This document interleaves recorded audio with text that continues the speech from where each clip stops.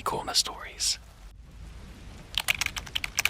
Hey folks, before we dive into tonight's stories, I want to give a huge thank you to Kieran Tibbetts and Lisa Collin for supporting the channel and being amazing members. If you'd like to help me keep creating these stories, feel free to become a member. It really helps the channel grow. I'm planning to continue exploring more than just the dark web tales, so if you enjoy what you hear tonight, you're in the right place. Now, grab your headphones, turn off the lights, and let's step into another amazing night with you and me together. Don't forget to subscribe, like, and comment below. It means the world to me and helps keep the horror alive. And tell me in the comments, what kind of story hits you the hardest? The ones that feel too real, or the ones that could actually happen to someone you know? There's a man walking on the ocean floor. The dark web says he must never reach the surface. Oh man. Okay, so this is gonna sound absolutely insane, but I swear on everything I hold dear, every single word of this is true. I'm still shaking as I type this out, and honestly, I don't even know if hitting post is a good idea, but I need to get this off my chest. I need to know if anyone else has experienced anything like this, or if I'm just completely losing my mind. Let's just get into it. So, a few months back, I was in a pretty bad spot. Not like rock bottom bad, but definitely in a rut. Job was meh. Relationship was on the rocks. Just generally feeling stagnant. You know the drill. That feeling where you're scrolling endlessly through TikToks of people living their best lives in Bali or whatever, and you're just not. I was spending way too much time online, falling down all sorts of weird internet rabbit holes. One night, after probably one too many energy drinks and a deep dive into some obscure subreddit about internet mysteries, I stumbled upon a link. It wasn't anything fancy, just a plain text link on a dusty old forum that was talking about unsolved digital phenomena. The title next to it was something like The Deep Blue Man. Have you seen him? Naturally, my curiosity was piqued. I'm usually not one for clicking sketchy links, but my guard was down, and the whole unsolved mystery vibe was calling to me. I clicked. It led me to a page that looked like it was designed in the early 2000s. All black background, green text, and a blinking cursor. Very hacker movie aesthetic, you know. There was a single video embedded. No title, no description. Just a grainy, low-res player. Hesitantly, I hit play. The video quality was terrible, like it was shot on a potato phone in a cave. It was incredibly dark, and for a good few seconds, all I saw was murky black. Then, very slowly, a shape began to emerge. It was incredibly faint at first, like looking through frosted glass. But as my eyes adjusted, and the video somehow seemed to get slightly clearer, I saw it. A human figure, and it was walking on the ocean floor. I know, right? My first thought was, okay, this is some elaborate CGI, or maybe a really convincing dive suit. But there was something about it. The way the water distorted the light, the subtle sway of unseen currents, the sheer, oppressive darkness surrounding him, broken only by what looked like an ancient, flickering lantern he was carrying. He wasn't swimming, he wasn't floating. He was walking deliberately, one heavy step after another, as if gravity still fully applied to him down there. His clothes looked, well, they looked like normal clothes. A dark, slightly tattered trench coat, maybe. Hard to tell with the water and the poor quality. But his face, or what I could make out of it, was just A void. No discernible features, just a shadowed mass under the brim of what looked like an old fedora. The video was silent, except for a low, persistent hum that I initially thought was my computer fan, but it seemed to be coming from the video. A deep, resonant thrumming that felt like it vibrated in my teeth. It was hypnotic, disturbing.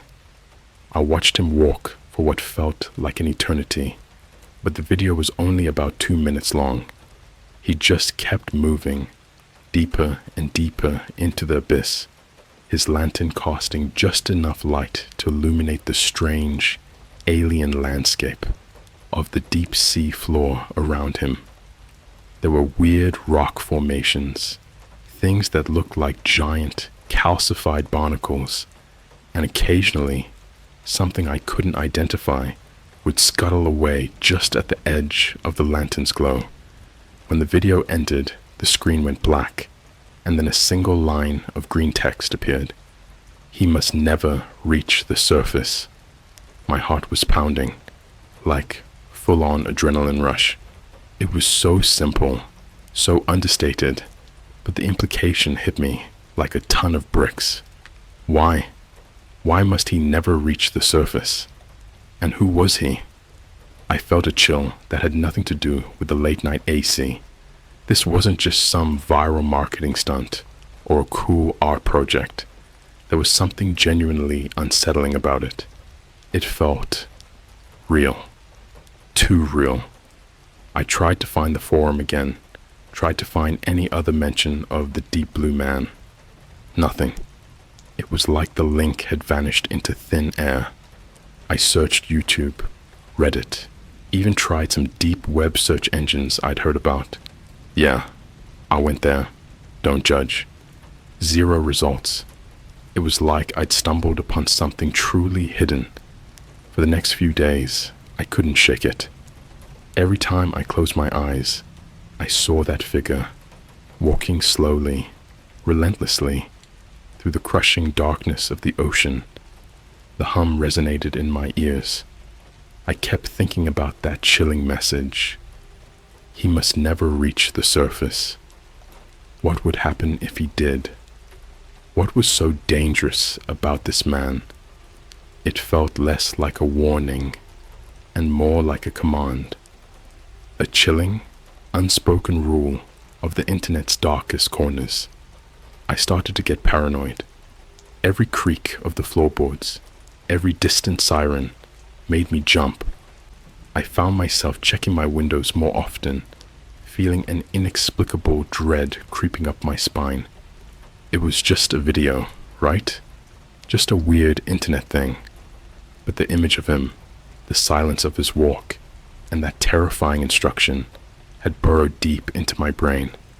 It was like a seed of fear had been planted, and it was slowly but surely beginning to sprout. Little did I know, that video was just the beginning, the tip of an iceberg of pure, unadulterated dread, and I had no idea how far down the rabbit hole I was actually about to go. Okay, so after seeing that video, my life basically became a low-budget psychological thriller. I couldn't stop thinking about the deep blue man. I tried everything to forget it. Binge-watching feel-good Netflix shows, spending hours at my local Starbucks, trying to blend in with the laptop crowd, even hitting the gym again. But nothing worked. The fear was like a low-grade fever I couldn't shake. I got obsessed. I started searching for any obscure folklore, any historical records of someone walking on the ocean floor. I even cross-referenced old missing person reports with the rough coordinates I'd managed to screenshot from the video's timestamp. Yeah, I'm a mess, I know. The area looked vaguely like the abyssal plains somewhere in the Pacific, miles from any major landmass. It was fruitless. It was like the man and the video didn't exist outside of my cracked phone screen. Then things started getting really weird. I was scrolling through Instagram, totally zoned out, watching a video from one of those trendy travel influencers. She was doing a day in the life post from a secluded beach town in Croatia, all sparkling water and white sand. The camera panned over the ocean, showing a perfect empty horizon, just as she was saying, "Isn't this view just everything?" I saw it. For less than a second, a flicker in the distance. Just a tiny dark speck on the water. It was too small to be a boat, and it definitely wasn't a buoy. But the way it moved, it seemed too deliberate, too slow, for a natural object drifting on the waves. My blood ran cold, because even at that distance, I felt like I recognized that shape. The dark, somewhat bulky figure. I slammed the pause button. I zoomed in on the influencer's phone. She had a mirror selfie with the ocean in the background. I zoomed in on my phone. The picture quality turned into a pixelated disaster, but if I squinted, if I really strained my eyes, the dark spot looked strangely upright. It looked like someone or something was standing just below the surface. Maybe waiting? No, that was impossible. I left a frantic comment on the influencer's post. "Hey, what's that dark spot out in the water in your last story?" She never responded. I checked her profile later. The story with the beach was deleted. I even messaged her directly, getting progressively more unhinged with each text, but I was blocked instantly. It felt like I was the only one who had seen it. A glitch in the matrix, an accidental peek behind the curtain of reality. The next incident was even more unnerving because it was so mundane. I was sitting in a McDonald's parking lot late one night, eating fries and scrolling through art/no sleep, because apparently I hadn't had enough horror for one lifetime. A notification popped up from an unknown number. Just a picture. I clicked on it. It was a photo, clearly taken from a security camera, of a loading dock at night. The quality was better than the video, but still grainy. The loading dock was wet, reflecting the harsh yellow light of a nearby lamp. In the foreground, standing on the slick concrete, completely drenched, was the man. The deep blue man. He was facing away from the camera, his dark coat heavy with water, dripping onto the concrete in small spreading puddles.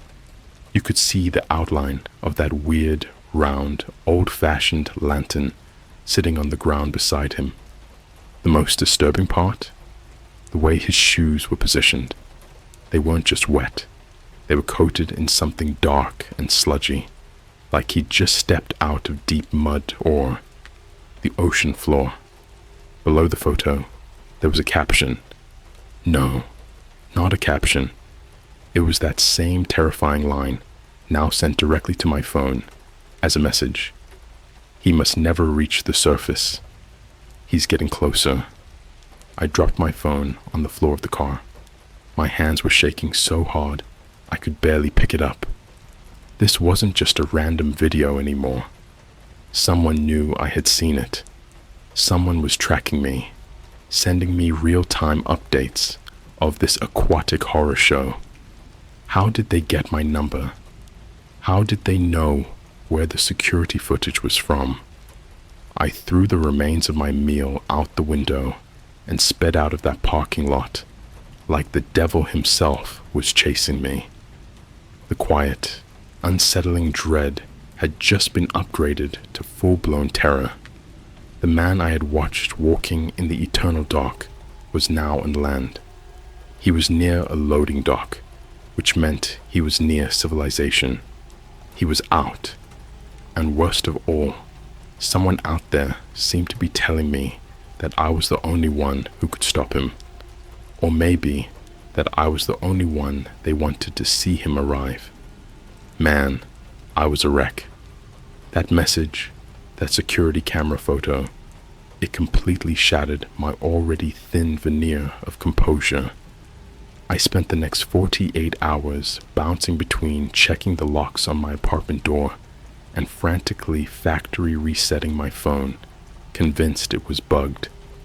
I even started covering my laptop camera with a piece of electrical tape, like one of those paranoid Redditors I used to laugh at. Now I was one of them. The image of that soaked figure and the message, "He's getting closer." It was playing on a loop in my head. I had to figure out where that loading dock was. I mean, if he was there, I needed to know how close actually was. I threw the image into a couple of reverse image search tools, and after tweaking the parameters for what felt like forever, I got a hit. A low-resolution picture on a local news site's archive, an article about a minor flood 2 years ago. The caption mentioned the loading dock belonged to an old, abandoned seafood distribution center down by the docks, maybe 10 miles from my place. Not next door, but definitely in the same city. This was no longer a chilling digital mystery. It was a physical threat, driven by a mix of terror and insane curiosity, the same kind that makes you click on those gruesome warning labels. I decided to go down there. I know. Stupid. But I felt like I was the only one in the world who knew about this, and the thought of this deep blue man just arriving without anyone noticing was terrifying. I convinced myself I was doing some essential, real-life detective work. It was late, pitch black, and the place looked exactly like something out of a horror movie. Chain link fence, overgrown weeds, the smell of damp concrete, and stagnant water.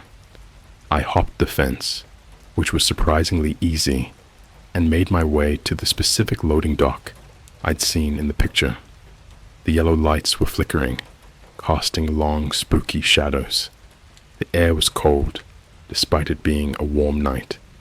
I got to the exact spot where he had been standing. I shined my phone's flashlight around. Nothing obvious at first, just dirt, dust, and grime. But then I saw them. Not a puddle, not just water damage. These were distinct, perfectly clear footprints. They were slightly larger than average, and deep, like the person was carrying considerable weight. They weren't just the shape of a shoe print, though. There was a weird, almost crystalline residue around the edges of the impressions. It looked like fine, dried salt, or perhaps something mineralized from the deep ocean. More disturbing than that, the sludge I'd seen on his shoes in the photo. It was here too. A dark, oily, almost viscous substance tracked across the concrete. It was a cold, sick realization. This wasn't a joke. This wasn't an online hoax. The deep blue man was real, and he had been standing right where I was now. As I was crouched down, taking a dozen frantic flash photos of the footprints, my phone buzzed in my pocket. A text from the same unknown number. I almost didn't look, but the sheer agonizing compulsion was too strong. I pulled it out. The message was just 3 simple, spine-freezing words. "Turn around, Jake." I froze. Complete and total paralysis. They didn't just know I had the photo. They knew my name, and they knew exactly where I was, right now. I could hear my heart hammering in my chest, like a trapped bird. My breath hitched. Slowly, agonizingly, I turned around, my phone flashlight shaking violently in my hand. The loading dock faced a long, open stretch of cracked asphalt leading to the main road, and maybe 50 yards away, standing perfectly still in the shadows where the yellow sodium light didn't quite reach, was a figure. It was too far away to make out details, but the shape was unmistakable. Tall, cloaked in darkness, and something in its hand was casting a faint, rhythmic glow. Not a phone. It was that antique, deep-sea lantern. But it wasn't the deep blue man. This figure was slimmer, shorter. They were wearing a hoodie that obscured their face entirely. They didn't move. They just stood there, watching me. The sense of dread was suffocating. I realized this was the person, or one of the people, who had been texting me, the follower. I didn't think. I just ran. I scrambled over the fence, ignoring the tear in my jeans, and sprinted back to my car, which I'd parked 2 blocks away under the guise of not looking suspicious. I didn't dare look in the rearview mirror until I was 3 highways away, flying past my usual late-night 24-hour convenience store haunt. I knew one thing for certain. I was trapped in this story now. The deep blue man was real.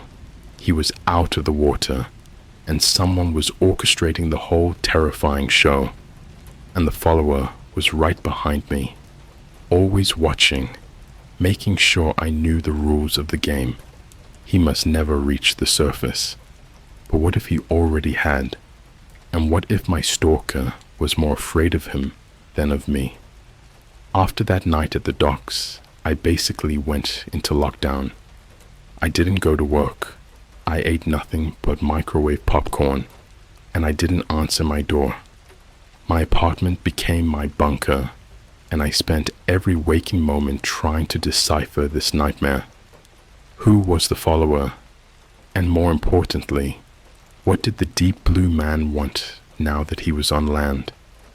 I kept checking my phone, dreading the next text, but the unknown number went silent. The lack of communication was almost worse than the harassment. It meant the game was still on, but I wasn't getting any more clues.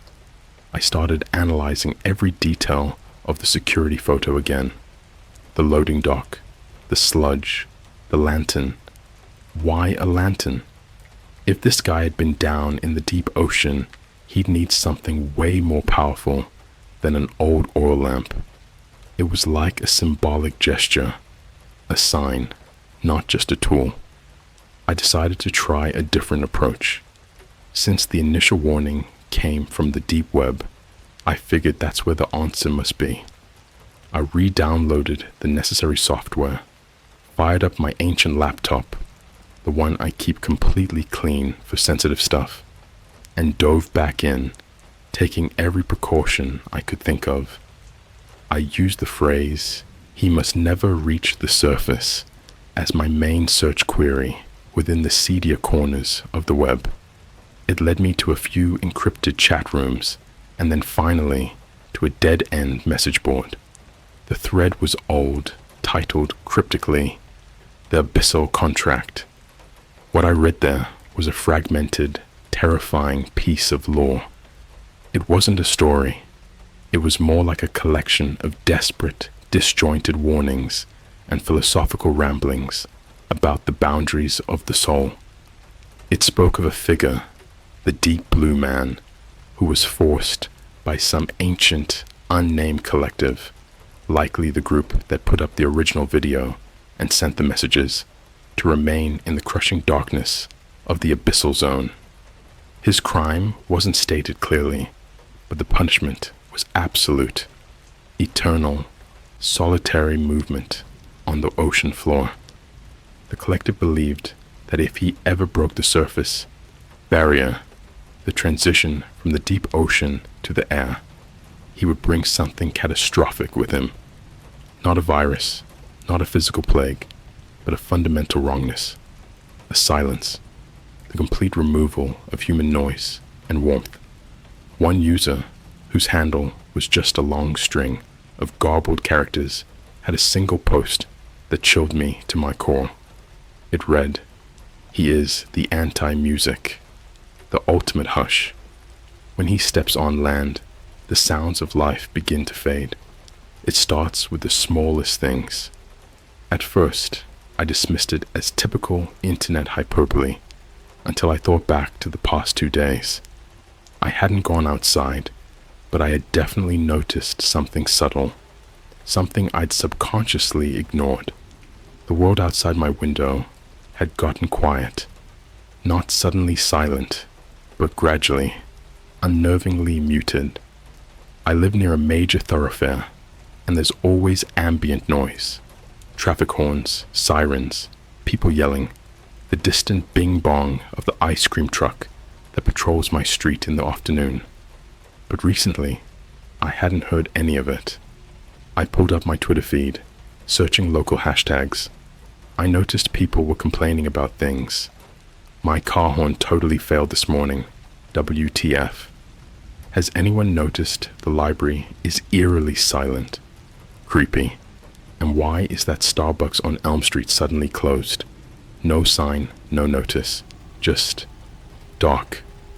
Then I saw a local news report. It was about a strange phenomenon, a sudden mass malfunction of digital billboards across the city. They weren't broken, they were just off, completely black. The report mentioned a strange energy surge or something, but the reporter sounded perplexed. The abyssal contract warned of silence, the removal of noise, the fading of life's soundtrack. And then the big shoe dropped. I was scrolling through an old friend's Facebook feed. She works at a major local shipping company. She had posted about an unexplained, bizarre incident down at the harbor, not far from the abandoned seafood distribution center. She'd uploaded a grainy cell phone video. The video was short. It showed a massive shipping container, the kind you see stacked high at ports worldwide, completely dented and ripped open from the inside. The metal was peeled back like it was made of tin foil. And the source of the noise I was missing? In the video, a security guard was trying to give a statement, but all you could hear was a faint, distorted scratching. He kept shouting, "There's no sign of forced entry from the outside." But his voice and the surrounding sounds of the port were muffled, like someone had turned the volume down on the world. It was that same oppressive hush I was starting to notice everywhere. And then the last horrifying piece of evidence in the video. On the ground near the shredded container, partially obscured by shadow, was a single, undeniable object. The deep blue man's lantern. He wasn't just on land. He was moving. He was leaving a trail of bizarre silence and structural damage. And he was getting dangerously close to the heart of the city. He wasn't looking for a swim. He was looking for something else entirely. And whatever it was, it required a profound, terrible silence. I felt the cold, hard realization that the cryptic warnings were true, and the horror wasn't what he would do to people, but what he would take away from the world. And then, as I was staring at the image of the container, my screen flickered. A new message, not a text, an encrypted chat pop-up from the follower. He's heading north, the center of noise. Where does the deepest silence fall, Jake? I knew the answer instantly, and the blood drained from my face. The biggest, noisiest, most vibrant spot in the city. The Central Terminal. The Central Terminal. That's where he was heading. The busiest hub in the city. Trains constantly arriving and departing. The roar of buses, hundreds of people talking, the constant announcements crackling over the intercom. It was the epicenter of noise. And if the lore from the abyssal contract was true, it was the place he would target to unleash the ultimate hush. I didn't hesitate. I threw on a jacket, grabbed my car keys, and was out the door. The silence in the stairwell was almost physical. I could hear the blood rushing in my ears. I drove fast, running yellow lights, the fear of frantic energy driving me forward. As I got closer to the downtown core, the lack of sound became absolutely terrifying. The street performers who usually jammed outside the Hard Rock Cafe were gone. The usual frantic traffic was moving in an unnaturally slow, muted stream. I noticed a young woman on the sidewalk talking on her phone, but I couldn't hear her voice at all, only the frantic, silent movement of her lips. It was like the world's volume knob was slowly being turned to zero. I ditched my car a few blocks from the terminal. Parking would have been impossible anyway, and sprinted the rest of the way. When I reached the main entrance, the scene was unsettling. Hundreds of people were milling around, but they weren't shouting, weren't even arguing. They were gesturing, their faces etched with confusion, trying to talk, but only producing strained, wispy sounds. It was a carnival of silent panic. I pushed through the crowd and into the main concourse. The high, vaulted ceilings that usually amplified the terminal's chaos were now holding in a deep, profound silence. The departure board was completely blank, its digital lights dark. The announcements, the very soul of the terminal's noise, were gone. And then I saw him. He was standing right in the middle of the concourse, under the massive dead clock, the deep blue man. He was just as I'd seen him in the videos and the photo, except now I was standing 20 feet away. His dark trench coat was still damp, but the water wasn't dripping anymore. It seemed to cling to the fabric like a second skin. The fedora hid his face in shadow. He was holding the lantern up, not illuminating anything, but seemingly absorbing the light around it, creating a small, pulsing orb of darkness. The sludge from the ocean floor was still coating his heavy, ancient-looking boots, and he was completely motionless. The silence radiated from him like heat from a furnace. He wasn't violent. He wasn't attacking anyone. He was just there, a beacon of anti-life, soaking up the noise and vibrancy of human existence. People were panicking around him, stumbling over themselves, trying to get away, but their movements were clumsy, slowed by the pervasive hush. Suddenly, my phone vibrated in my hand, a startling jolt of noise in the quiet. It was the follower. He has reached the center. The contract is broken. He will achieve final silence now. You must reverse the process, break his focus. The source is the light. The noise must be greater than the silence. Find the oldest sound, Jake. The source is the light, the lantern, the oldest sound. My eyes frantically scanned the silent terminal. What was the oldest sound here? Not the trains, not the announcements. It had to be something mechanical, something elemental. Then I saw it. High up on the wall, near the entrance to the train platforms, was a small, dusty red box, an old manual fire alarm, the kind with the lever you pull down, ancient, mechanical, designed to cut through any level of noise. The deep blue man hadn't moved. He was still drawing the silence to himself. I had maybe 10 seconds before the whole city went permanently mute. I sprinted, pushing past the confused, silent travelers. I reached the column closest to the alarm, scrambled onto the ledge of a closed-down newsstand, which was mercifully silent enough not to draw his attention, and reached for the box. My fingers were shaking too hard. I had to focus.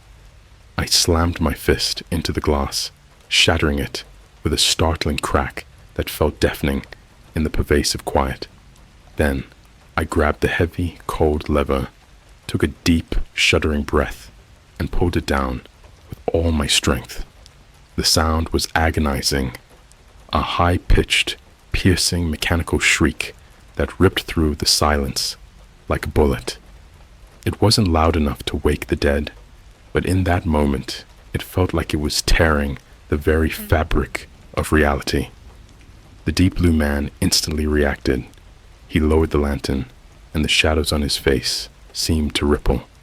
He turned his head slowly, deliberately, toward the sound, toward me. For the first time, I saw a hint of a face beneath the brim of the hat. Not a void, not a mask, but something worse. Pale, bloated skin, and two eyes that were unnaturally large, like they belonged to a creature that only knew the pressure of the absolute deep. His eyes weren't angry, they were defeated. He raised a hand, not to attack, but to cover his ears against the raw, piercing sound. Then, just as the shrill bell began to falter, fading back into the encroaching silence, the deep blue man dissolved, not with a flash of light or an explosion. He just melted. The edges of his dark coat blurred, the heavy sludge on his boots turned to water, and he collapsed into a large, dark puddle right on the marble floor of the terminal. The lantern dropped with a faint, metallic clink into the water. Then, the world's volume snapped back on. The sound was deafening. The roar of a train pulling in, the blare of a nearby car horn, the sudden, loud chatter of 100 panicked voices, the bang, bung of the terminal intercom screaming out, "Attention, all passengers!" I stumbled backward off the newsstand, hitting the ground hard, overwhelmed by the sensory assault. The deep blue man was gone. Only a wide, dark stain of salt water and muck remained. I looked around. Nobody was looking at the stain. Everyone was screaming about the fire alarm, the sudden blackout, the silence, and the confusing noise. They were already rationalizing it, explaining the brief, strange quiet as a massive power surge or a terrorist scare. No one saw the man. No one saw the melting. I knew I couldn't stay. I got up, my adrenaline-soaked clothes clinging to me, and ran out of the terminal and back to my car, leaving the madness behind. I never heard from the follower again. I never found the forum. The memory of the deep blue man slowly faded for the rest of the world, chalked up to a bizarre, unexplained city event. But I know what I saw. And sometimes, late at night, when the city is quiet and I'm scrolling mindlessly through r/no sleep, I swear I can still hear it. Not the silence he brought, but the deep, resonant hum of the video. And when I close my eyes, I see the figure, still walking, relentlessly, on the ocean floor, waiting for his next chance to break the surface. And I can't help but wonder, was I meant to stop him, or was I meant to witness? And will the follower be ready the next time the tide brings the silence to the shore?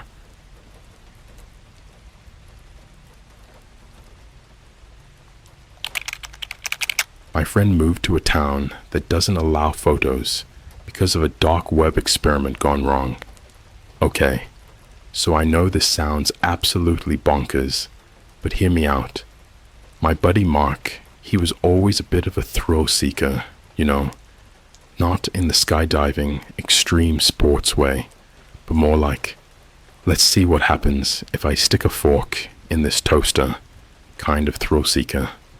He was also super into tech, computers, coding, all that jazz. We'd spend hours in his basement, him rambling about algorithms, and me just trying to keep up while playing Smash Bros. He even had this weird fascination with the deep web, which, looking back, should have been a massive red flag. Anyway, about a year ago, Mark got this new job, totally out of the blue. It was some kind of specialized software development gig, and it was in a town I'd never even heard of, Oak Haven. It's tucked away in some ridiculously remote part of the Pacific Northwest, like even further out than where they filmed Twilight. I remember him calling me, hyped up, saying it was his big break, a chance to work on something groundbreaking. He was vague, of course, always the mysterious type, but I was happy for him. We made plans for me to visit in a few months, and honestly, I pictured us hiking and drinking craft beer in some cozy cabin. Boy, was I wrong. Things started getting weird almost immediately.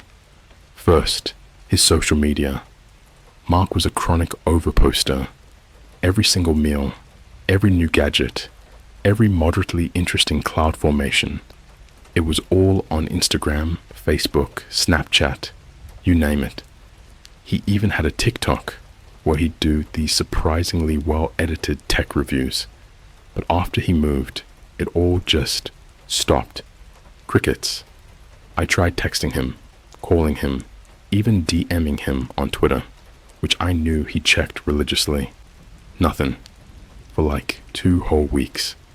I was starting to get genuinely worried, picturing him, I don't know, abducted by a Bigfoot or something equally absurd for that part of the world. Then finally, a text.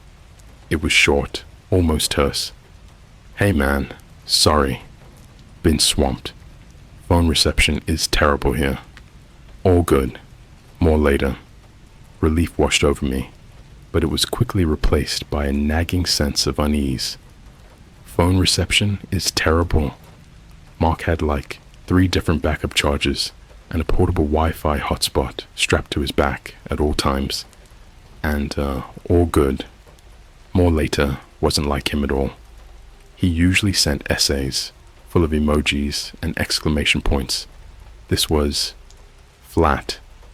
Over the next few months, our conversations were like pulling teeth. He'd reply to my texts maybe once every few days, and his calls were even rarer, always brief and sounding like he was rushing to get off the phone. When I finally pinned him down for a video call, which took a surprising amount of badgering, something about the internet being spotty, he looked different. His eyes seemed a little hollow, and he had this nervous tick, constantly glancing around, like he was worried someone was listening. I asked him about Oakhaven, trying to get details, but he was always evasive. It's quiet, he'd say. Work is intense. He wouldn't talk about his colleagues, his apartment, or even if there was a decent Starbucks within 100 miles. And then he dropped the real bombshell. Dude, he said, leaning into the camera, his voice a low whisper. You gotta promise me something when you visit. Yeah, sure. Anything, I replied, thinking he was going to ask me to bring him a specific brand of obscure Japanese candy or something. He took a deep breath. No photos. Seriously. No pictures, no videos, not even a quick selfie. Not while you're in Oakhaven, not even with your phone. You just can't. I laughed. What? Is it like a super secret government facility, Area 51 style? Are you working on aliens, Mark? He didn't laugh back. His face was dead serious. No, man. It's complicated. Just promise me. It's really important. The way he said it, the genuine fear in his eyes, it wasn't a joke. It was a plea. And that's when the real chill started to set in. Okay, I said, my voice softer now. I promise. And that, my friends, was just the beginning of the weirdness. So, a few months later, I finally booked the trip. I told my boss I was taking a week off for a digital detox retreat. Funny, considering what was actually going on. Getting to Oakhaven was an adventure in itself. I flew into Portland, rented a car, and then drove for what felt like 10 straight hours. The last hour was on this winding single-lane road, completely shrouded by massive pine trees. The GPS on my phone kept flickering in and out, and the whole atmosphere felt heavy, almost claustrophobic. As I finally drove into the town limits, I immediately knew this place was different. Like, not just small town different, but wrong. The first thing I noticed was the absolute silence. This wasn't the cozy, peaceful silence of the countryside. This was the absence of sound that you get right before something terrifying happens.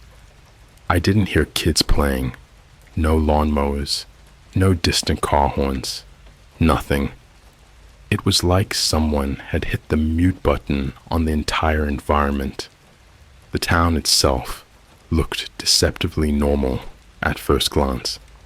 There was a main street with a few businesses, a small grocery store, a very old-looking diner, a gas station. I even saw a generic-looking coffee shop that could have been a knockoff Starbucks, complete with a faded green sign. But everything felt sterile. The paint on the buildings was too perfect.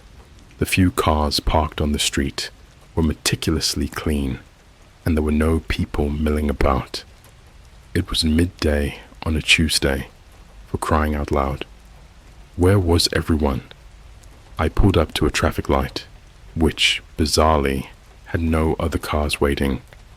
While I waited for it to change, my instinct, that automatic human reaction, was to pull out my phone and snap a quick photo of the bizarrely empty main street.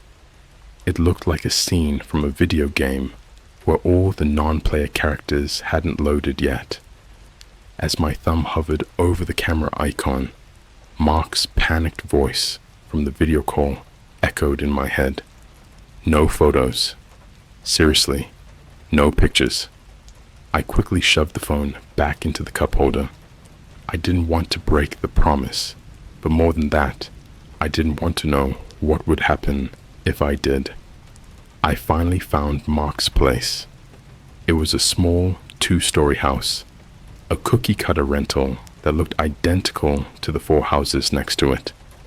When I knocked, the door opened almost immediately, like he'd been standing right behind it. "Dude, you made it," he said, forcing a smile that didn't quite reach his eyes. He looked thinner, and the nervous energy I'd noticed on the video call was worse now. He was practically vibrating. I gave him a quick, awkward hug. "Yeah, man. What is this place? It's like a spooky movie set." He shushed me instantly, his eyes darting to the window. "Not so loud. Come in." He led me into the living room, which was sparse. No pictures on the walls, no personal items, just a couch and a TV. He immediately went to close the curtains, even though it was already getting dim outside. "Seriously, I need to stress this again," he whispered, his voice low and serious.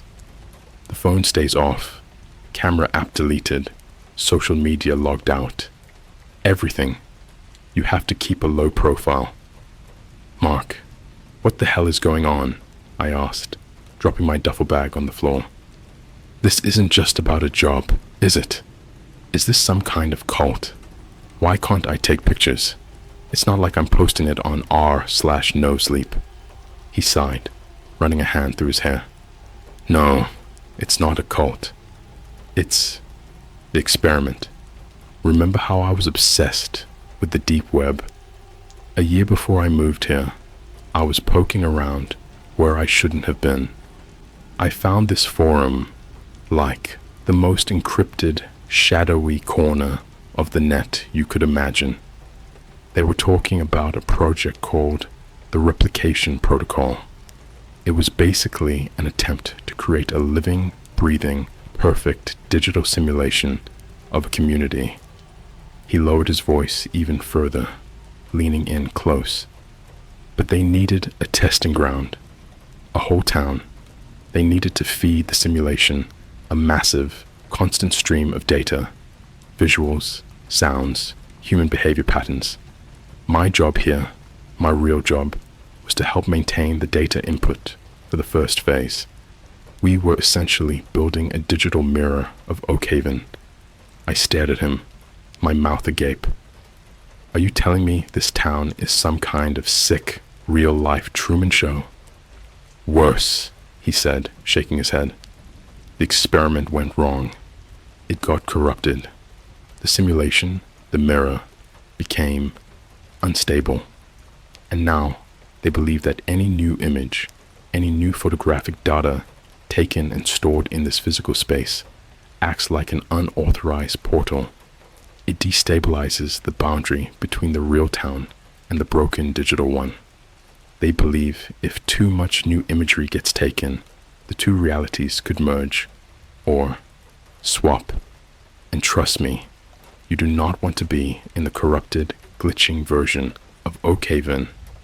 He paused, his eyes wide with genuine terror. And the people who run this project, they're still here.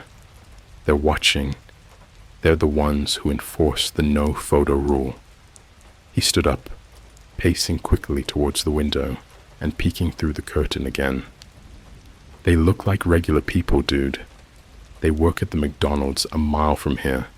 They go to the knockoff Starbucks. But they're listening. They're always listening for the click of a camera. The air in the room suddenly felt impossibly thick, and the silence from outside now felt predatory. I looked at my phone, now a terrifying black slab of potential disaster sitting on the table. This wasn't a game. This was a horror story I had walked right into, and I had a whole week to spend in a town where a broken digital reality was breathing down the neck of the real one. The first couple of days in Oak Haven were pure psychological warfare. Mark was an absolute wreck. He kept the curtains drawn tight, and if a knock came at the door, which happened maybe twice for the mail, he'd practically dive behind the couch, making me answer. The tension was so thick, I felt like I was breathing cement. I tried to act normal. I mean, what else could I do? I went with him to the local grocery store. It was called the Pantry, and it was eerily well stocked. Everything on the shelves was neatly aligned. The produce looked almost plastic, and there was this strange, faint, almost imperceptible hum in the air, like a massive, unseen server room just beneath our feet. The people were the worst part. Mark said they were either the project's watchers or even creepier, just regular people being monitored. They moved too smoothly, like well-oiled clockwork. At the checkout, the cashier, a middle-aged woman with a smile frozen onto her face, didn't blink once while ringing up our groceries. Not once. She just stared right through me with this unnerving, placid expression. It felt like I was interacting with an incredibly advanced AI chatbot in the real world. The second night, things escalated. I was trying to fall asleep on the lumpy couch, my phone hidden under a cushion and powered completely off. I kept replaying Mark's terrifying explanation, the replication protocol, and the dark web experiment to create a perfect digital twin of the town. A twin that was now broken, glitched, and threatening to merge with the reality I was currently in. Around 3 a.m., I woke up to a sound. It wasn't loud, just a faint scraping noise coming from the yard next door. I crept to the living room window and carefully peeled back the edge of the curtain, just a tiny sliver. The house next to ours was also a rental, and Mark had told me a family of 3 lived there. In the pale moonlight, I could see the neighbor, a guy I'd seen briefly, who looked like a total dad. Polo shirt, cargo shorts, everything. He was standing perfectly still, in the middle of his lawn, facing our house. My heart hammered against my ribs. I thought he was just standing there, maybe enjoying the night air. But then he started moving. He didn't walk, he slid. His feet stayed flat on the grass, and his whole body moved like someone dragging a cardboard cutout. It was silent, completely defying the physics of a human being walking. It was a terrifying, glitchy movement, like a low frame rate character in a poorly coded video game. And then I saw the detail that made me nearly scream out loud. He slowly, mechanically, lifted his hand to his face, and with a disturbingly gentle touch, he pressed his thumb against his left eye. He didn't rub it. He pushed it hard. The eye didn't water or blink. It just shifted.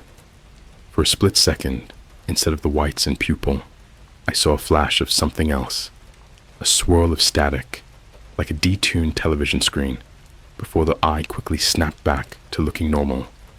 My breath hitched. What the actual hell? This wasn't just monitored people or creepily polite neighbors. This was something fundamentally wrong with the structure of this place.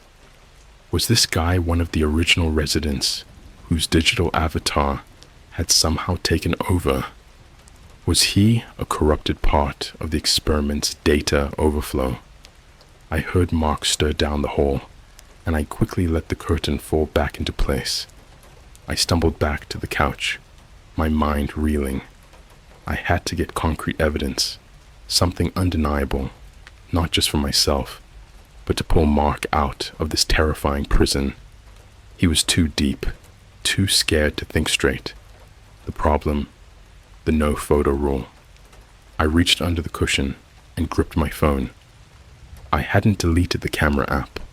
I just powered it down. Mark said taking a new picture would be dangerous, that it could act as a portal and cause the realities to merge. But if the neighbor was a broken, glitching entity, maybe a quick picture of him wouldn't just be evidence. Maybe it would be the jolt needed to force the corrupted reality to retreat, or at least expose itself fully. My hands were shaking, slick with sweat. I knew I was about to violate the one rule keeping us safe, the one thing Mark had pleaded with me to uphold. I had to choose between the safety of obscurity and the necessary brutal truth. I knew what I had to do. I couldn't leave Mark in a town where the neighbors were glitching murderously in their front lawns. I slowly thumbed the power button. The little light flashed on. The silence of Oak Haven outside felt like a massive, holding breath, waiting for the click. I fumbled with the phone, my hand shaking so badly it was a miracle I didn't drop it. The screen lit up in the oppressive darkness of Mark's living room, and the sudden bright light felt like an alarm siren going off. I was acutely aware of the silence outside, that predatory quiet that Mark said was always listening. It was waiting for the one thing that was absolutely forbidden. I held my breath, slowly navigating to the camera app. My heart was pounding out a rhythm that felt loud enough to wake the whole block. I need proof. I need to get Mark out of this. That was the mantra I clung to. I crept back to the window, pressed my face close to the curtain slit, and saw him, the neighbor. He was still out there, maybe 50 feet away, standing in his yard. But he wasn't sliding anymore. He was just still, absolutely frozen, head slightly tilted, staring directly at our house. In the pale moonlight, his expression was utterly blank. He looked like one of those horrifying animatronics that had run out of battery mid-motion at a defunct Disney park. I slowly raised the phone, centering his figure in the digital viewfinder. The neighbor's static eye was now almost completely normal looking, but the sheer unnatural stillness of his posture was terrifying enough. My finger hovered over the shutter button. I could hear Mark tossing and turning in his room down the hall, oblivious to the fact that I was about to invite the digital ghost of Oak Haven right through our door. Click. The sound, even the muted sound on my phone, seemed to echo like a gunshot in the terrifying silence. I snatched the phone away from the window, instantly killing the screen and shoving it back under the couch cushion. I slumped back, paralyzed, waiting for the screaming, the pounding on the door, the retaliation from the watchers. For about 10 seconds, nothing happened. The silence outside remained, thick and unbroken. I was starting to think maybe Mark was wrong. Maybe it was just a local ordinance. Or maybe the dark web experiment was less potent than he feared. Then, the world outside shifted. It wasn't a sound. It was a visual thing, a glitch in my perception. Through the thin curtain, I could swear the streetlights outside flickered in an impossible pattern. Not off and on, but a rapid, multicolored static burst. Red, green, blue, like a broken projector trying to render a scene. I heard a sudden, loud thump from Mark's bedroom. "Mark!" I called out, my voice raspy. Silence. I bolted up and ran down the short hall to his door. "Mark, are you okay? What was that?" I twisted the knob and pushed the door open. The room was dark, but enough light filtered in from the hall to see the shape of the bed. Mark was on the floor, on his hands and knees, clutching his head. "Mark, what happened?" I rushed to his side. He looked up at me, and his eyes were wide with pure, unadulterated terror. "You did it," he whispered, his voice trembling. "You took a picture, didn't you?" I felt it. Everything went loud. "Loud?" "The data," he choked out, gasping. It was like 1,000 voices screaming. The whole system glitched. "You just opened the door." As he spoke, something in the room changed. I realized Mark's reflection in the window, which was mostly dark and serving as a mirror, was flickering. Not the window itself, but the image of Mark in the glass. It was stuttering, like a video skipping frames, and his reflection's clothes were different. A white t-shirt instead of the gray one he was wearing. I turned quickly back to the hallway, looking toward the living room. Everything looked normal, but the shadows felt deeper, sharper. The air temperature felt like it had dropped by 10 degrees in an instant. "The neighbor," I whispered, remembering the terrifying sight in the yard. He was glitching. His eye. I had to get proof. Mark scrambled back against the wall, his eyes fixed on the door, not mine. "Proof? You don't understand. The image you took, the data from this side, it didn't just capture his glitch. It became a seed. It gave the corrupted town, the broken simulation, something new, something real to hold on to." "What are you talking about?" Suddenly, a loud, cheerful chime broke the terrifying silence. It was a digital notification sound. It came from my phone, still under the couch cushion in the living room. We both froze. Mark's eyes, already wide, were now fixated on the sound source. "What was that?" he hissed. I don't know," I stammered. "My phone's off." It has to be off. But the phone wasn't just off. I had powered it down completely. And yet, there it was again, the notification chime, followed by the familiar slightly jaunty music of a popular social media app, like a notification from TikTok or Instagram, only somehow distorted and off-key. It sounded like it was struggling to play the sound through a wall of water. Mark whimpered, a sound of absolute defeat. "It's the merge." The snapshot pulled something through. "Hurry. Go look at the phone. Don't look at the picture. Just see what's happening." I scrambled out of the room, my legs unsteady, and ran back to the couch. I grabbed the phone, my heart slamming against my chest, so hard I thought it would burst. The screen was on, It wasn't just on, it was blazing bright.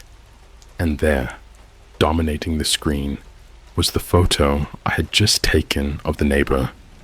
But it wasn't the image I had captured. The man in the photo wasn't standing on a lawn in Oak Haven. He was standing in the middle of a massive, deserted concrete square, a plaza that looked suspiciously like a twisted, decaying version of Times Square in New York, completely empty except for him. He was no longer in a polo shirt. He was wearing something that looked like a blood-stained, ill-fitting suit. His head was tilted, just like before, but now his hands were clasped together, and his lips were pulled back in a terrifying rictus grin. And below the horrifying picture, the notification panel was flooded with dozens of new alerts. They weren't texts or emails. They were all from a single, unfamiliar social media platform, one I'd never seen before. Its icon, a stylized fractured eye. The notifications read, one after the other, in rapid succession. New follower, the curator. New follower, the Watcher's Protocol. New follower, Oak Haven 2.0. And then the final, most chilling notification, which was still blinking. The neighbor is now live streaming. I stared at the phone screen, my body feeling cold and distant. The final notification, the neighbor is now live streaming, was blinking, a terrifying invitation. The corrupted reality, the broken digital twin of Oak Haven, wasn't just lurking anymore. It was broadcasting. Mark stumbled into the living room behind me, his eyes wide and glued to the screen in my hand. He saw the warped photo, the desolate plaza that looked like a digital skeleton of a famous place, and the stream of chilling follower notifications. The fractured eye icon, Mark breathed, pointing a trembling finger at the unfamiliar social media logo. That was the symbol for the forum, the one on the deep web where they talked about the replication protocol. It's not a new app, it's the network itself. You didn't just take a picture, you essentially plugged your phone into their server. And the live stream? I whispered, my voice barely audible. It's the corrupted reality broadcasting itself into ours, Mark said, leaning closer. It's showing us what happens if the realities merge, the glitched version of Oak Haven. I didn't want to tap it, but I couldn't not tap it. It was like a morbid curiosity, the climax of a horror movie that you can't look away from. My finger moved, clicking on the live stream notification. The screen filled with a shaky first-person view. It was dark, illuminated only by a sickly green glow, like an old CRT monitor. The camera was pointing down, and I saw a pair of shoes, the neighbor's blood-stained dress shoes, walking slowly. The audio started, a chilling mix of low static and a cheerful, familiar tune, severely warped and slowed down. It took me a second to recognize it. It was the jingle they play in the McDonald's commercials, twisted into something demonic. The camera view lifted. We were inside a house. It looked exactly like the interior of Mark's house, but horrifyingly distorted. The walls were weeping black, tar-like goo, and the furniture was pixelated and stretched, like a failed render in a video game. I saw the couch I was sitting on, but its reflection in the stream was torn and smoking. Then the camera moved, panning slowly to a corner of the room, and there, slumped against the wall, was a figure. It was Mark. Not the Mark standing next to me, but a digital, corrupted version. His eyes were wide, vacant, and filled with the same pulsing, multicolored static I had seen in the neighbor's eye. He was wearing the clothes of the man in the photo, the ill-fitting, blood-stained suit. But the most chilling detail, He was holding a phone, just like mine, and the camera was pointed at me.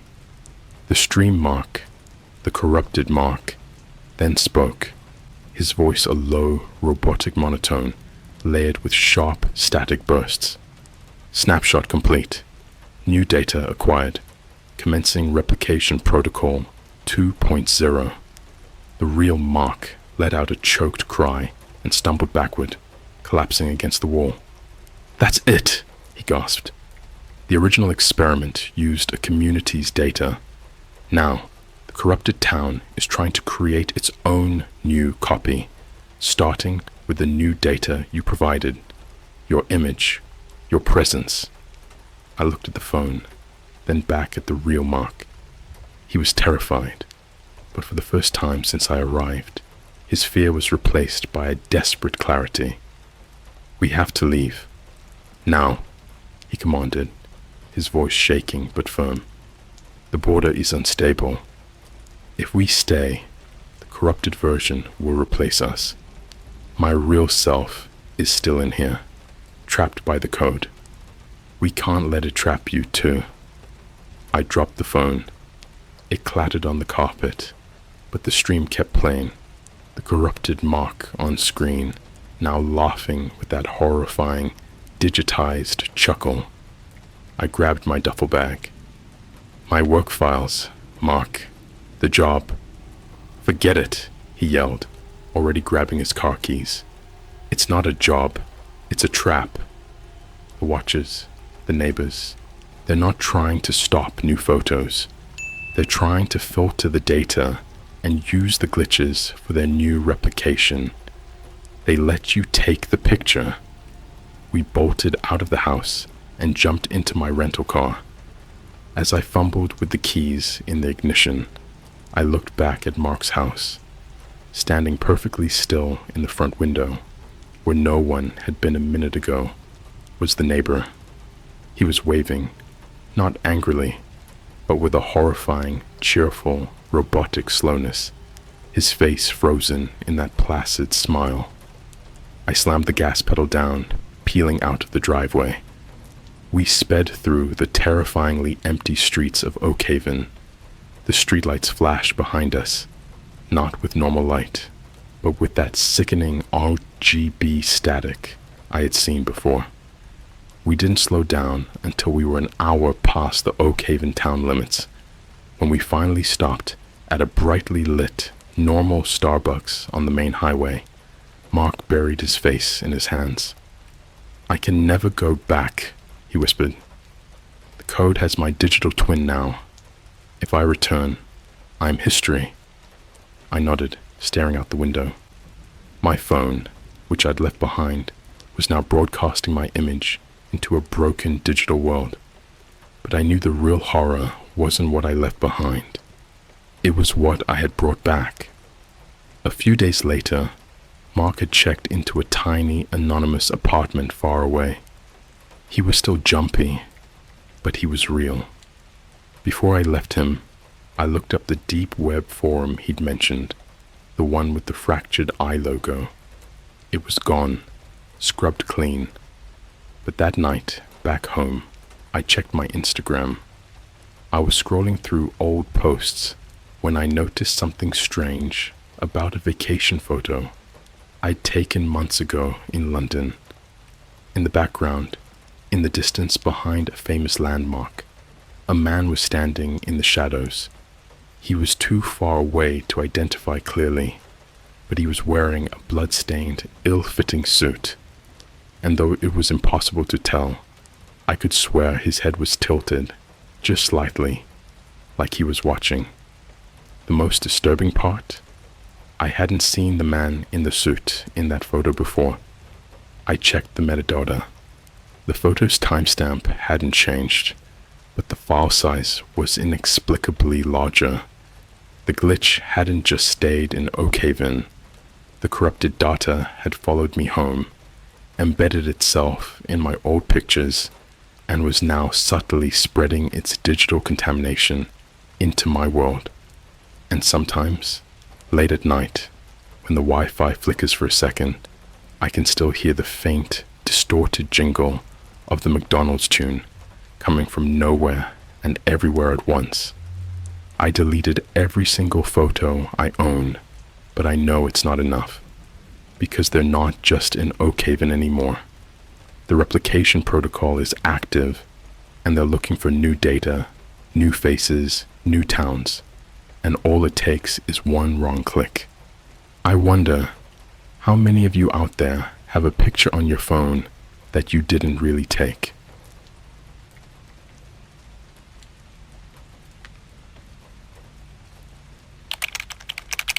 My barber always gave me free haircuts. The dark web just revealed the horrifying reason why. Okay, so I know the title sounds like clickbait, but trust me, by the end of this, you're going to wish it was. I'm writing this on a burner account because I genuinely don't know who's watching, and my hands are still shaking. Let's start with the barber. His name was Marcus.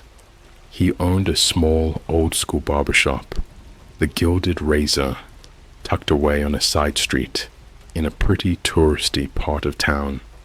Think a few blocks from a major Starbucks reserve location, just far enough off the main drag that it felt like a hidden gem. It had those classic red leather chairs, the smell of witch hazel and pomade, and an actual striped pole outside that looked like it hadn't been replaced since the 1950s. I first stumbled into Marcus's shop about 2 years ago. I just moved to the city, the kind of move where I was counting every single dollar, surviving on cheap McDonald's app deals, and the free Wi-Fi at my local library. I needed a haircut badly, like starting to look like a mop badly. I walked in, and it was empty except for Marcus. He was maybe mid-50s, rail thin, with incredibly steady hands, and these big, thick glasses that made his eyes seem huge. He had this quiet, calm energy. He got me in the chair, and as he was prepping the cape, I apologized in advance, saying I only had $20 and to please just make it a quick trim. He just looked at me in the mirror, gave a tiny, almost imperceptible smile, and said, "It's on the house today, son. Consider it a welcome to the neighborhood. Just sit still." I was stunned. I mean, who does that? A free $40 haircut. I tried to argue, insisted I could at least pay for part of it, but he just shook his head and started working. And man, I'm telling you, it was the best haircut of my life. The kind where people stop you later that day and ask where you went. He was meticulous. He took a full hour using the straight razor on my neck and finishing it with a warm towel. I walked out of there feeling like $1,000,000. I even posted a quick, grateful story on my Instagram about the kindness of strangers, tagging the shop, which weirdly had no social media presence at all. I came back 3 weeks later, offering to pay double. Same thing. Still on the house, son. You're good for now. This went on for 2 years. Every 3 to 4 weeks, I'd swing by, and every single time, without fail, the haircut was free. People in my life started joking about it. My buddy, Mark, would be like, "Dude, you've got a sugar daddy barber. What are you doing for him? Is he using your hair for a wig business?" We'd laugh it off. I'd try to repay Marcus in other ways, bringing him a fancy coffee from that reserve place, slipping him a gift card, but he'd always politely refuse. His only condition was always the same. Just sit still. And I mean still. No scrolling TikTok, no checking Twitter, or X, whatever you call it now. No sudden head movements. He'd tell me stories while he worked, boring, everyday stuff about his old landlord, a bird he saw on a wire, the humidity. He'd talk, and I'd just sit, hypnotized by the tiny metallic snips and shaves. This routine felt like a bizarre, lucky quirk of my life until about a week ago. I was procrastinating a paper, so I was falling down a typical YouTube rabbit hole. You know the kind, late night videos from channels like Luna or Here's My Story, the ones with the unsettling, minimalist animations over a creepy true story narration. I came across one, and the narrator was talking about something called The Collection. The whole video was about a terrifying urban legend of a dark web community, not for drugs or weapons, but for something far stranger, niche human samples. It sounded ridiculous, like a poorly written horror script. They were talking about people being scouted in public for specific, seemingly random physical traits, a perfect arch of a foot, a unique earlobe shape, or even just exceptionally good hair. The video claimed that these scouts were often in trusted positions, cleaners, masseuses, or chillingly, barbers. They said the method was simple. Find the target, get them in a position where they are stationary, and then, using a specific, untraceable tool, take a minute sample of whatever the collector wanted. The payment was massive, but the collector often had to find a low-cost, repeatable reason to keep the target coming back, to maintain the sample. I laughed. Seriously, I did. I thought, what a ridiculous piece of fiction. Next they'll tell me the Starbucks barista is taking samples of my pinky finger. But then, the video detailed one specific collection method described by an alleged former insider, the nape harvest. This is where my blood turned to ice. The narrator described how a barber, specifically one using an old-school straight razor, could, under the guise of the final clean-up shave on the back of the neck, the nape, take a subdermal sample of the skin and hair follicle. The key was the tool, an antique-looking straight razor that, with a tiny specialized modification, could extract an almost invisible sliver of tissue. And the reason for the free haircuts, so the barber could keep the sample's genetic profile consistent and fresh for the buyer. The video then showed a blurry, zoomed-in photo of the signature tool. It was a silver, ornately detailed razor handle, and it was the exact same one Marcus used on me every single time, right before he'd wipe my neck with the warm, strangely heavy towel. I suddenly remembered that his only rule was always, chillingly, just sit still. My heart is pounding even thinking about it. I ran into the bathroom and stared at the back of my neck in the mirror. You can't see anything, of course, but the memory of that razor, the pressure, the warmth of the towel, right after, I felt sick. The next day, I didn't go to Marcus's shop. I went straight to the library and accessed the deep web for the first time in my life, using every security measure I could think of. I had to know if the collection was real, and if it was, what exactly Marcus was doing with my hair. What I found was infinitely worse than I could have imagined. I didn't just find confirmation of the collection. I found my name. I didn't sleep that night. I was a wreck.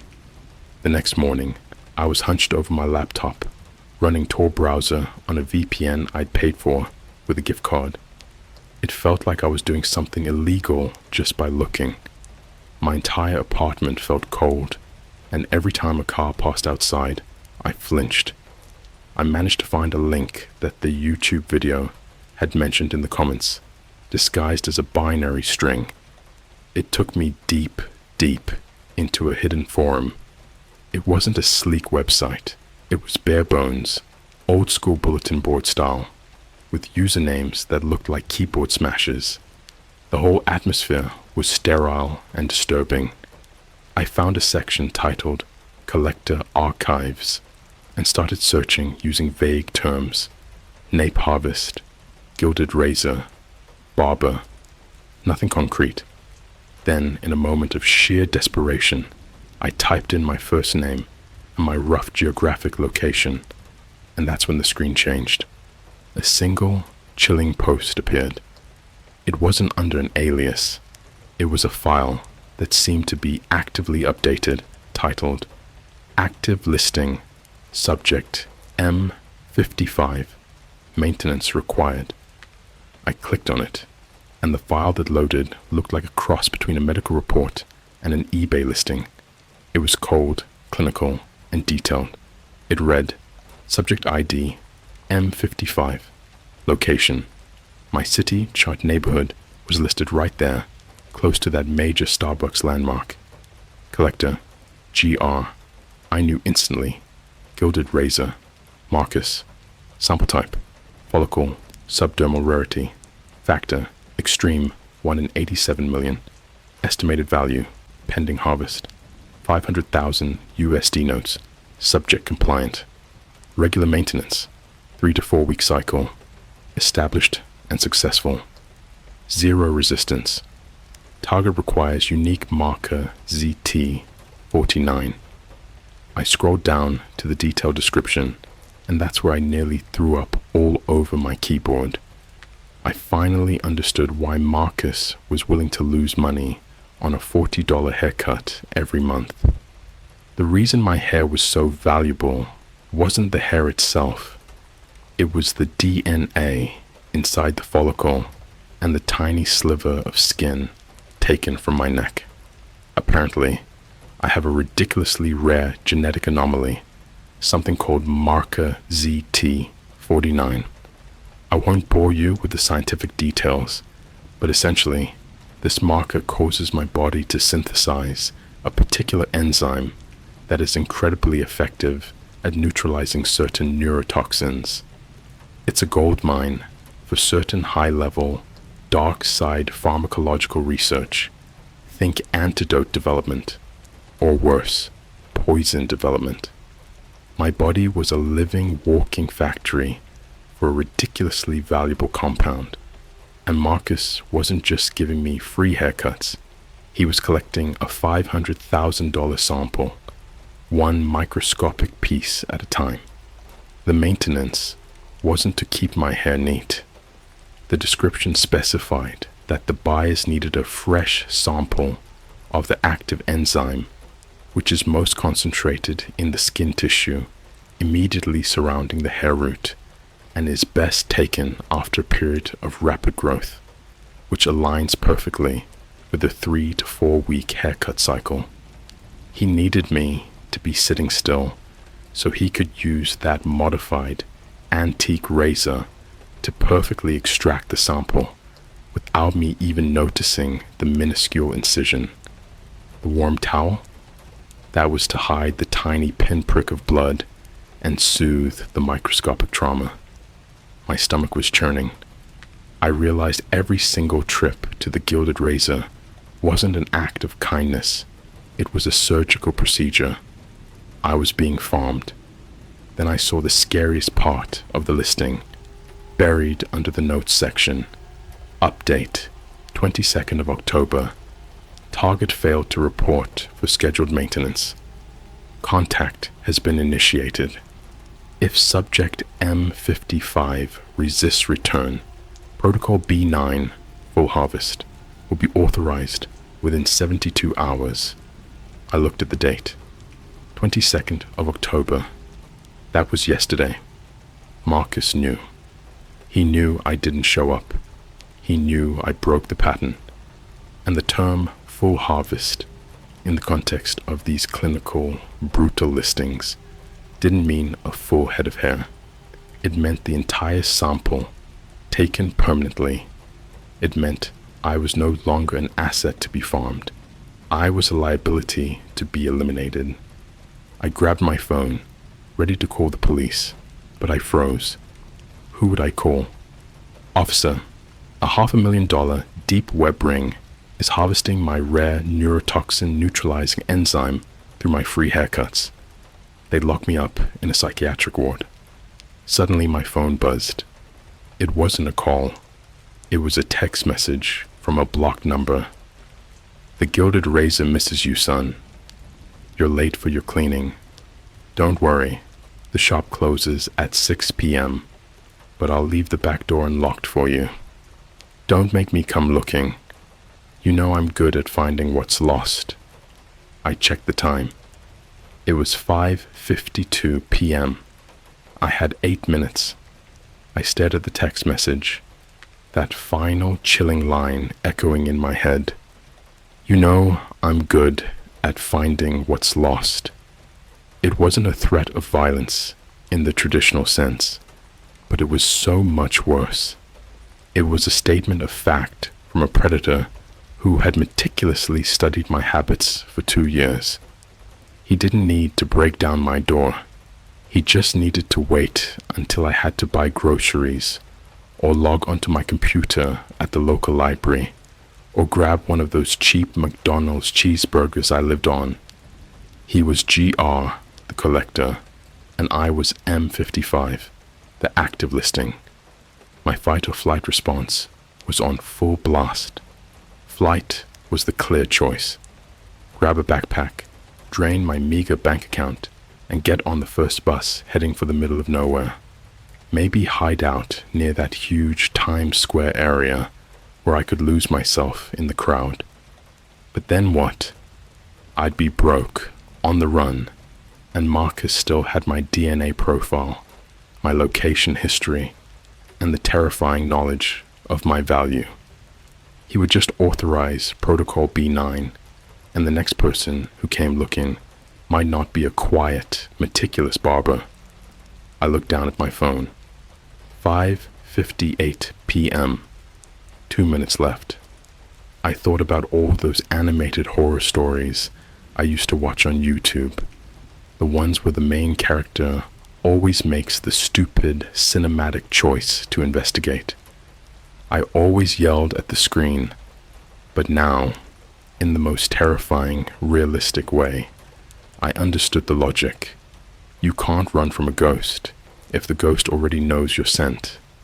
I needed answers. I needed to know who the buyer was and how to nullify the active listing. I grabbed a small, heavy wrench I kept under the sink. It wasn't much, but it was better than nothing. I threw on a dark hoodie, and against every rational instinct, I walked out of my apartment and started sprinting toward the Gilded Razor. I got there at 6:15 p.m. The street was quiet. The main shop area was pitch black, the famous spinning red and white pole still, giving off a faint, residual glow. It looked harmless, old-fashioned, and utterly deceptive. I crept around the back. It was a dark, narrow alley, smelling of mildew and old grease. There was a metal fire escape, and underneath it, a plain steel door. It had a heavy deadbolt lock on the outside. I reached out, half expecting the bolt to be engaged. It wasn't. Marcus had kept his promise. The door was unlocked. I slipped inside and quietly pulled the door shut behind me, plunging myself into total darkness. I fumbled for my phone and turned on the flashlight, keeping the beam low. I was in a small, dusty storage room. Boxes of old towels, empty bottles of tonics, and a single, grime-covered laundry tub. I could hear the familiar, low hum of the old fluorescent lights in the main shop area through the wall, but there was no sound of movement. I crept through a swinging saloon-style door and into the main part of the barbershop. It looked exactly as it always did, but now it was horrifying. The red leather chair I'd sat in so many times looked like an operating table. The long, ornate mirror was dark, reflecting my own terrified, sweating face. I moved immediately to Marcus's station. I had to find that razor. I found it in the top drawer of his chest. It was tucked into a velvet-lined box, separate from the rest of his cheap, disposable tools. It was heavy, silver, and covered in tiny, intricate carvings. As I picked it up, I could feel a tiny, almost invisible seam near the blade, exactly where that dark web video said the modification would be. This wasn't a razor, it was a surgical tool. I then noticed a small silver key taped underneath the drawer.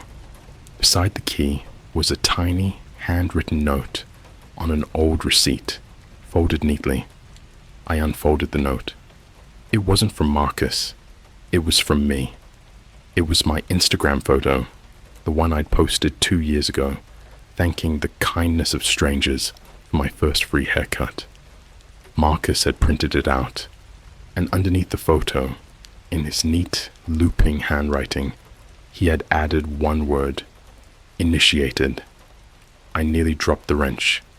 That photo was the exact moment he knew he had found M55 and began the operation. My own innocent social media post had tagged me for the collector. Then, I used the silver key to open a small, locked compartment hidden in the base of his barber chair. Inside, it wasn't money or drugs. It was a single, tiny, high-tech cooler unit, the kind they use to transport biological samples. I opened the cooler. Inside, there were dozens of tiny, clear vials, each meticulously labeled with dates and times. I didn't need to look closely to know what they were. They were my samples, my genetic material, harvested every 4 weeks for 2 years. But at the bottom of the cooler, there was one vial that was different. It was larger, sealed with a thicker layer of wax, and labeled in permanent marker, M55, Final.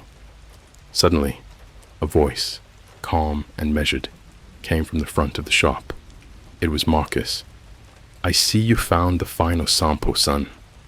And the key. You're clever. I always knew you were clever." He was standing in the doorway, leading back to the alley. He wasn't holding the razor. He was holding something far more ordinary and far more terrifying. My apartment key. "I knew you wouldn't run. The smart ones never do. The full harvest buyer has paid handsomely. You see, the enzyme you produce isn't just an antidote, M55.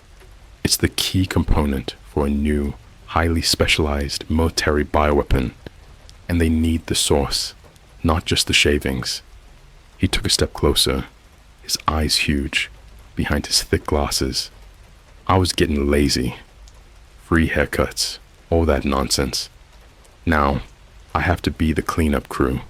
I promise it won't be painful. Just sit still. Marcus was standing between me and the exit. He hadn't raised his voice.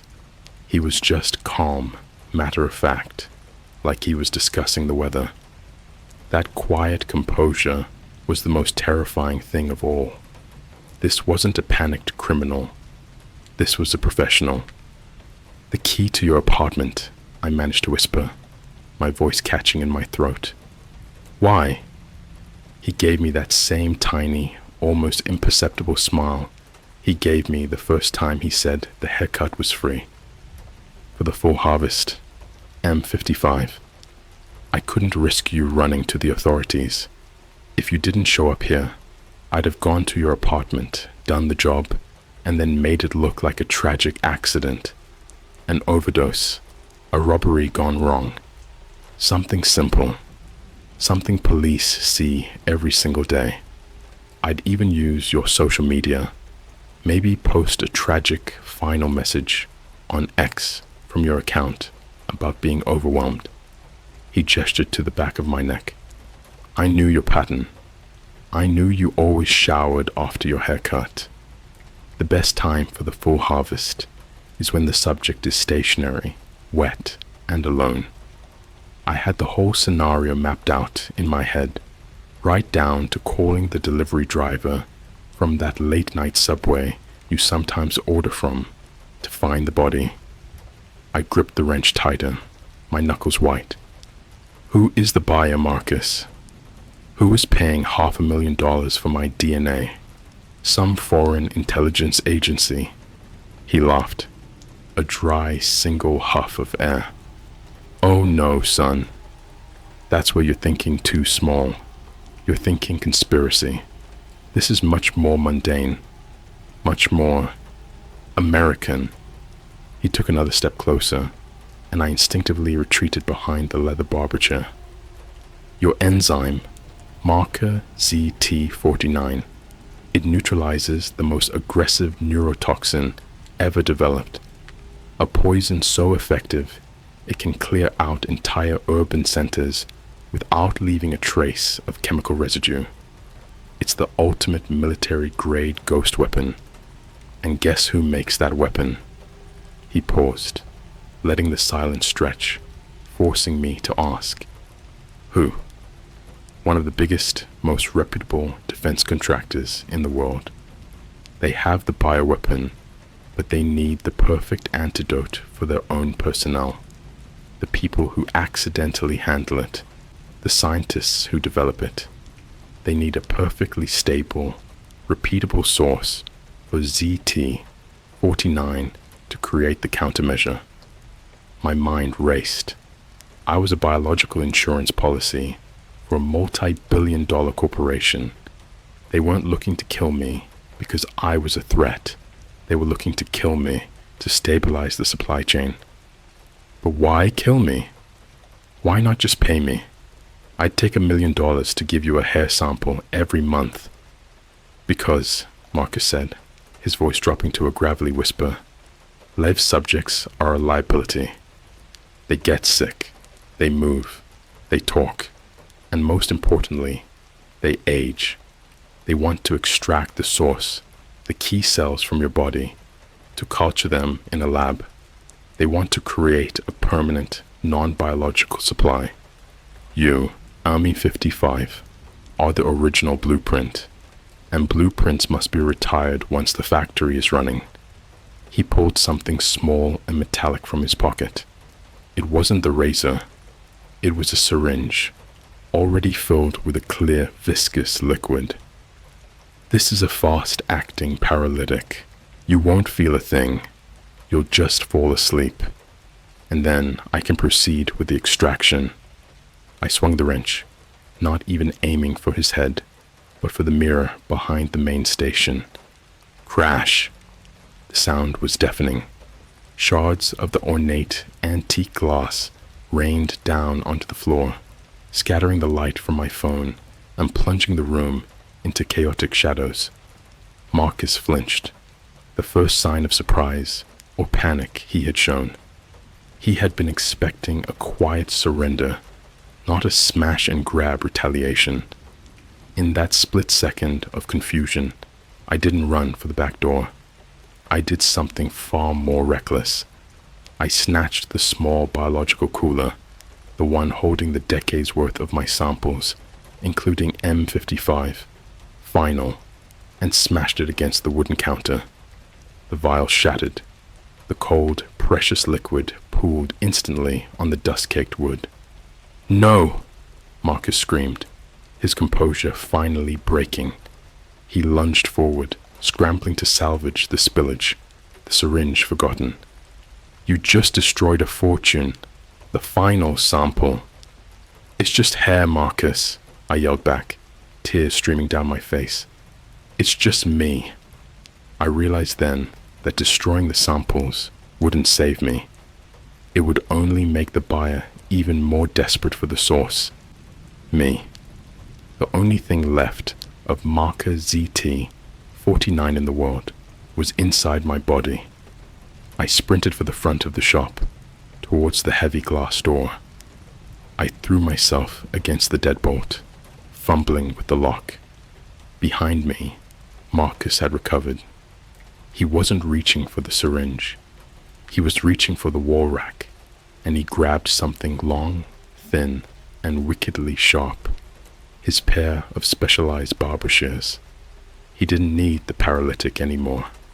He was going to take the full harvest right here, right now, in the most brutal, immediate way possible. I wrenched the lock free, my fingers slick with sweat and the fine dust from the shattered vials. Behind me, Marcus was screaming in pure, cold rage. The sound wasn't human.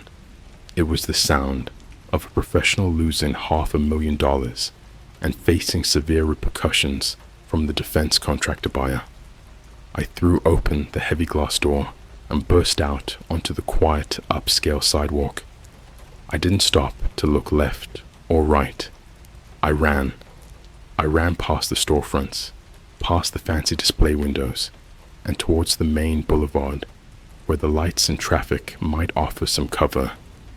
I could hear the bell on the shop door jingling violently as Marcus bolted out after me.